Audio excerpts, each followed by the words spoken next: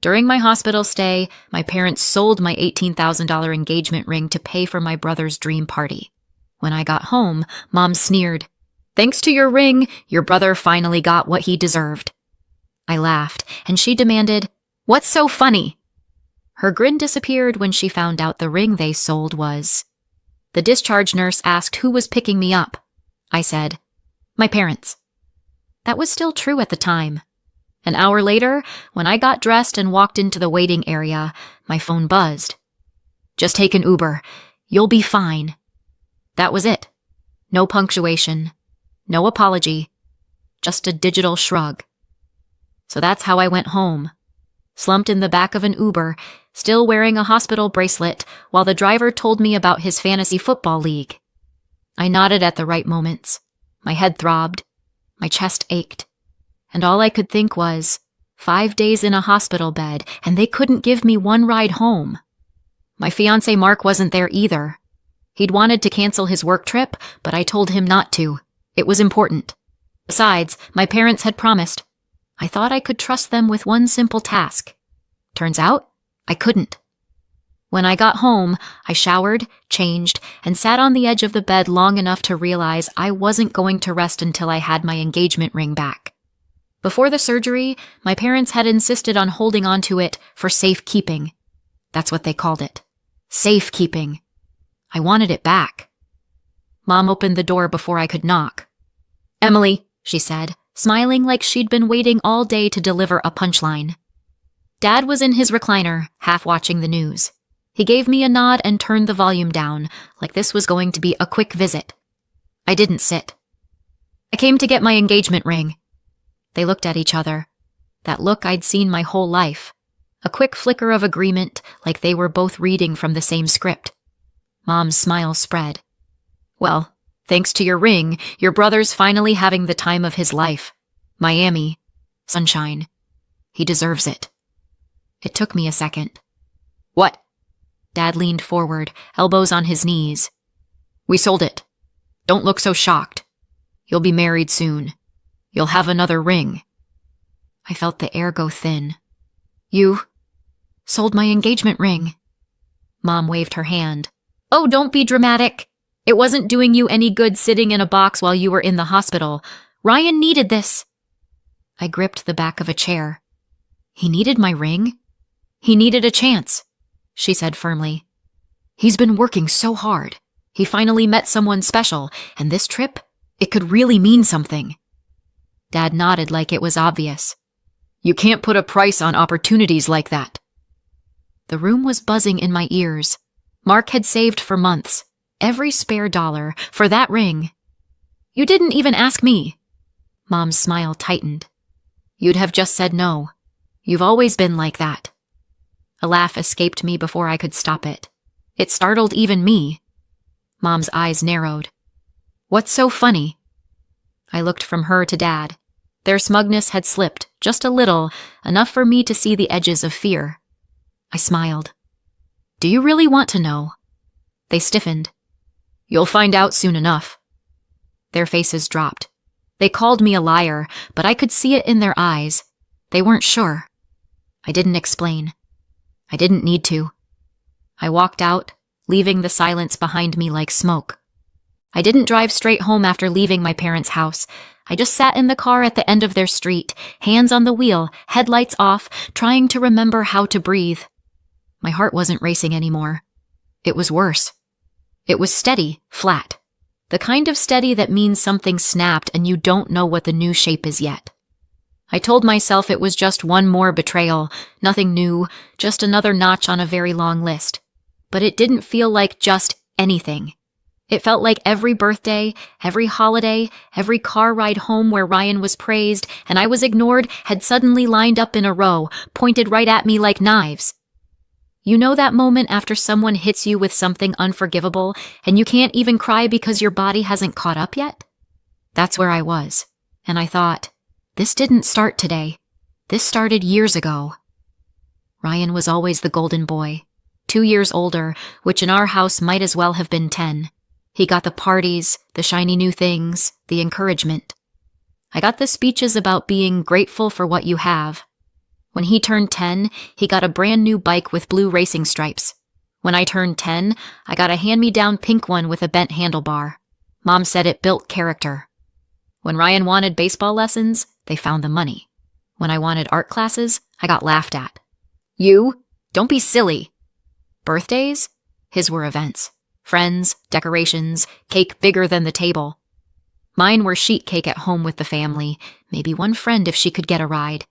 Every time I noticed the difference, every time I dared point it out, I got the same line. You're imagining things. Don't be dramatic. So I stopped pointing it out. I stopped asking.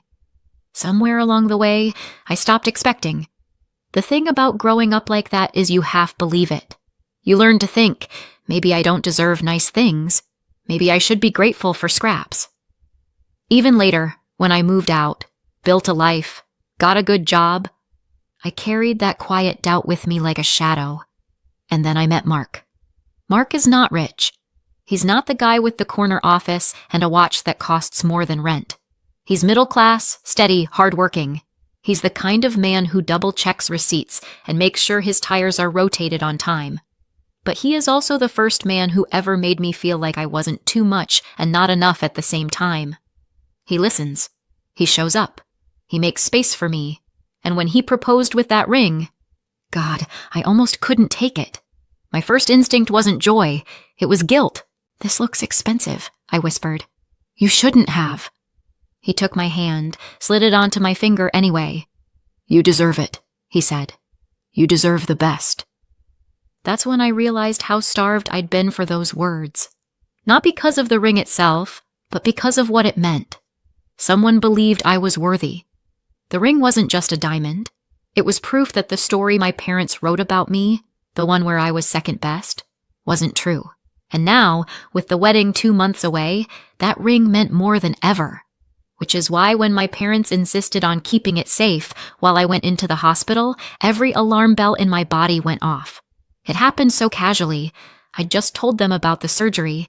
I was nervous, still trying to wrap my head around it. And Mom immediately said, "What about your engagement ring? You can't wear that in the hospital. It could get lost. Let us hold on to it." Dad nodded. "We'll keep it safe." Safe. That word again. I should have said no, but here's the thing. In my family, refusing them is an invitation to war. They don't let it drop. They don't respect boundaries. And honestly, I wanted to know. I wanted to see if they'd cross the line I was pretty sure they'd cross. So I smiled and agreed. What they didn't know is that before I handed anything over, I'd already taken the real ring and hidden it at home in a place no one would ever think to look. What I gave them was a replica. I kept that secret to myself. I didn't tell Mark. I didn't tell a friend. No one. Because the truth is, I didn't just want to protect the ring. I wanted to protect the proof. Proof of what I'd always suspected. That if they were given the chance, my parents would choose Ryan over me every time. Even if it meant selling off the one thing in my life that symbolized love and commitment. So when they sat there tonight, smug, bragging about how Ryan was having the time of his life in Miami thanks to my engagement ring, I laughed. I laughed because they thought they'd won, and I laughed because I knew something they didn't. The real ring never left my side. I wish I could say that gave me peace, that knowing I outsmarted them erased the sting of their betrayal, but it didn't. The sting was still there, sharp and burning. Because even though I had the ring, I still didn't have what most people take for granted. Parents who put their daughter first. Parents who didn't see me as collateral damage in their mission to make Ryan's life easier. But at least this time, I wasn't powerless. At least this time, the damage wasn't mine. And they had no idea what kind of mess they'd just walked themselves into. I wish I could tell you my parents just sat in their smug little living room forever, clinking glasses over how clever they were. But that would have been too easy. No, the first crack came a few hours after I left their house. My phone lit up around midnight, buzzing across the nightstand like it was trying to crawl away. 5 missed calls from Mom, 2 from Dad, 1 from a number I didn't recognize but knew was them anyway. I let it ring. I wasn't in the mood to hear another lecture about how dramatic I was. By the 10th call, I gave in. Curiosity is a terrible thing. "Emily!" Mom's voice came through sharp, like she'd been pacing for hours. What did you do? I sat up in bed. Good evening to you too. Don't play games, she snapped. They said the ring is fake. Ah, so the appraisal had landed. Dad's voice thundered in the background. Is Mark's ring fake? Did he trick you? I pinched the bridge of my nose. No, the real ring is fine.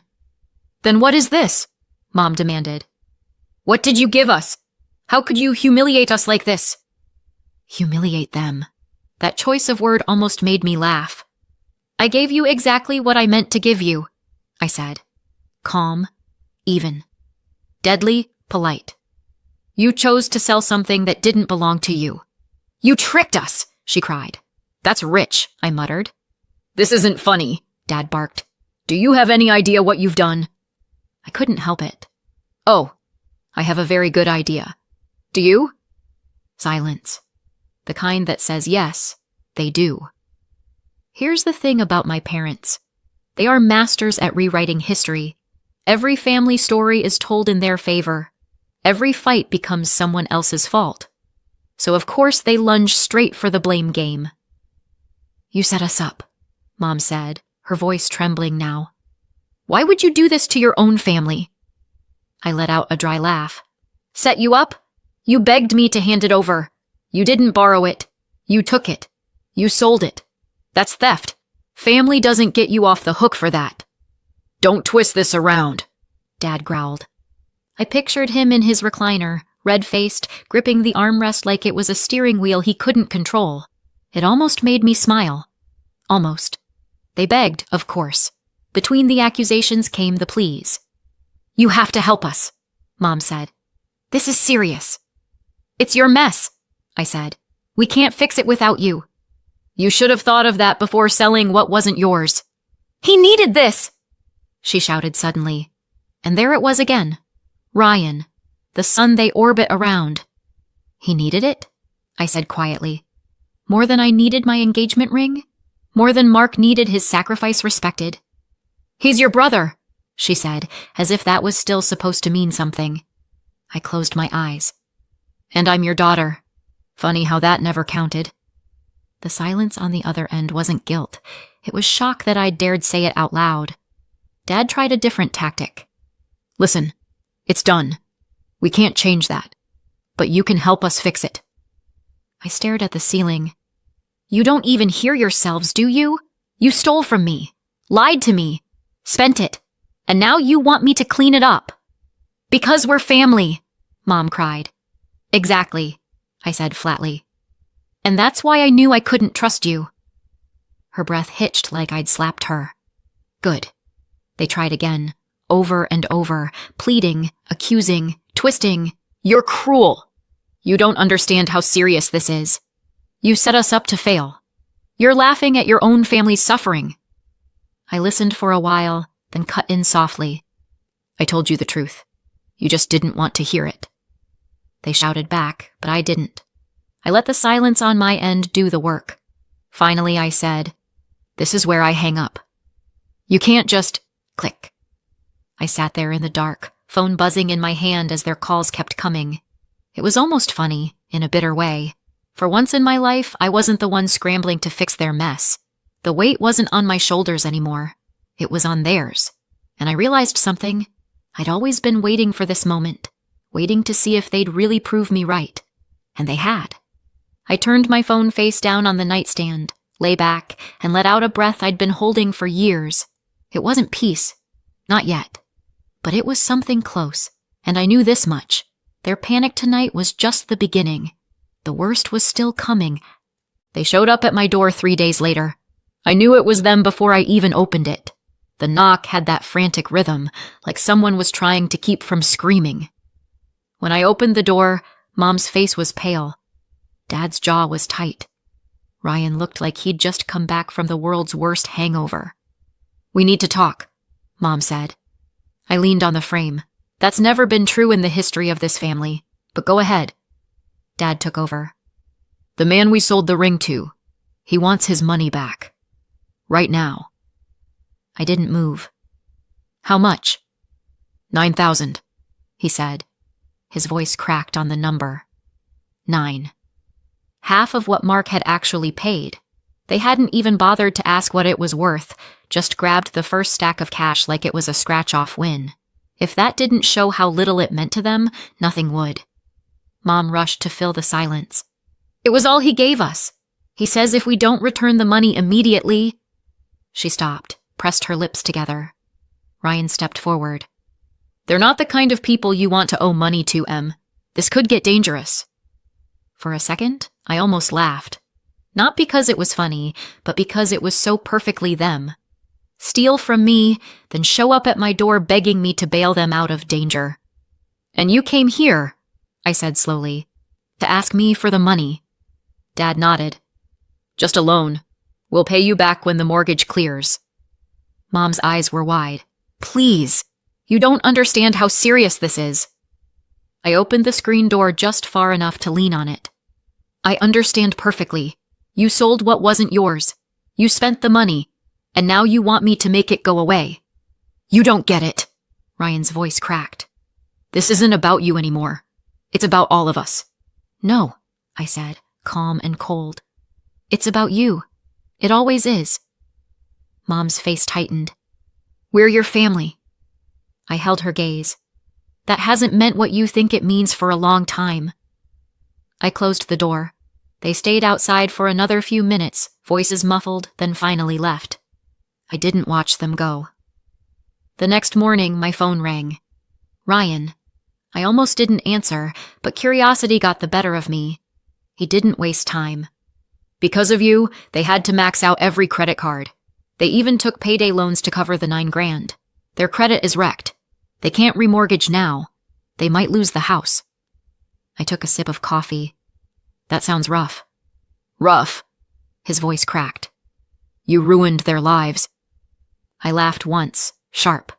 I ruined their lives? You blew $9,000 on a weekend in Miami. Tell me again who ruined what. That trip mattered, he snapped. You'll never understand. You're right, I said. I won't. You're unbelievable. I finally am, I said, and hung up. The fallout came in pieces. A cousin sent me a screenshot from the family chat. A for sale sign planted in front of the house.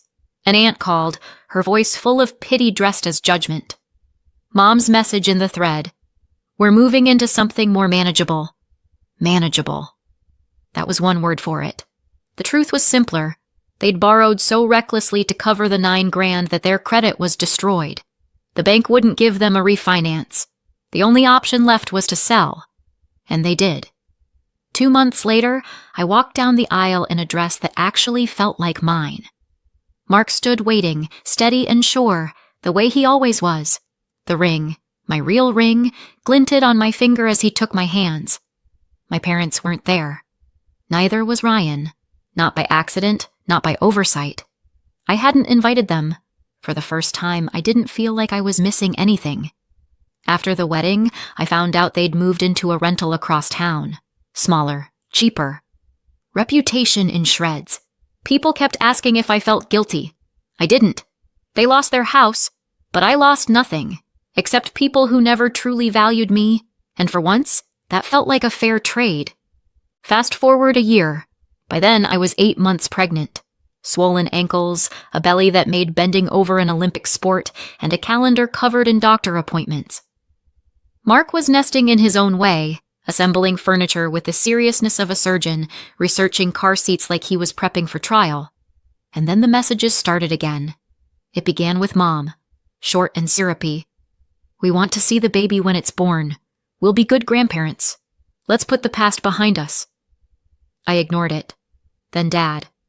Think about the baby. Don't punish us forever. Ignore. Then Ryan, still somehow convinced his voice carried weight. This is bigger than you. The baby deserves family. I laughed out loud at that one.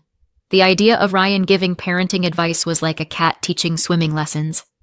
I stayed quiet. But relatives never can. An aunt texted me. Why are you being so cruel? They're devastated. Everyone's saying you won't even let them see their own grandchild. Another. They've suffered enough. Stop making everything about yourself. It snowballed. My phone filled with whispers dressed up as concern. Family group chat notifications stacked up like bricks, passive-aggressive prayers, vague lectures about forgiveness, thinly veiled attacks. I ignored them until one night I couldn't. I was exhausted, swollen, fed up, and I snapped. I typed a message into the group chat. My hands shook, but not from fear. Since you all want to know the truth, here it is. A year ago, while I was in the hospital, my parents sold my engagement ring to pay for Ryan's Miami trip. They took $9,000 from a shady buyer, spent it, and when the appraisal came back fake, they had to max out cards and take payday loans to cover it. That's why they lost the house. That's why they're in a rental now. They didn't lose everything because of me. They did it to themselves. Send. Silence. Then the flood. Cousins swore they thought it was gossip, not fact. Aunts gasped in digital italics. What? They did what? Screenshots flew, emojis stacked. One cousin wrote, I can't believe they blamed you when they stole from you. Another, explains a lot. Always knew Ryan was spoiled rotten. The tide turned. For once, I wasn't the dramatic one. They were. Mom tried to post a defense. Something about sacrifice for family and helping Ryan when he needed us most. But it sank instantly under the weight of everyone else's disgust. It was like watching a dam break. Years of favoritism and excuses exposed in one thread. They weren't the golden couple anymore. They were the punchline. In the months that followed, I heard the rest through whispers. The Miami girl had dumped Ryan not long after the trip, and eventually he moved back in with my parents at the rental. That's how it ended. The three of them under one roof again. No house, no reputation, and no excuses left. And me? I built something better.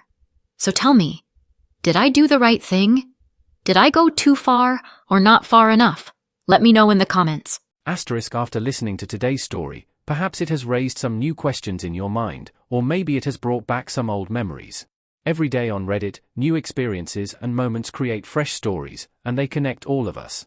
Everyone has their own unique journey in life, and we all try to understand the world in our own way. These kinds of moments remind us that we are all human, sometimes happy, sometimes sad, and always learning something new. If you enjoyed this story, feel free to share it with your friends. Your thoughts and feedback are always valuable to us, as they motivate us to create even better content. Every story has its own unique angle, and our goal is to understand everyone's perspective and make our content diverse and relatable. Stories like these help us realize that life's journey is different for everyone, and by hearing other stories, we learn something new. You can also share your own stories with us. Your experiences are valuable to us as well, and if you enjoyed this video, please leave your feedback. We aim to create content that brightens your mind and gives you new ideas every time. If you've already seen this video before, your feedback is still important. With every piece of feedback, we can improve our content and bring a new perspective to our viewers. Today, what we saw was just a small part of the many stories shared on Reddit and across the world. It's a reminder of how we all try to understand life by sharing our experiences with each other. This video was only an example of how we try to connect with others through storytelling, learning about different sides of life. We hope to continue sharing such stories that help us all learn and grow together. Thank you for your time, and don't forget to keep an eye out for more stories coming soon. If you haven't already, please like and follow for more amazing content. Your support keeps us going, and we will strive to bring you more thought-provoking and heartwarming stories. Until next time, take care and stay curious. **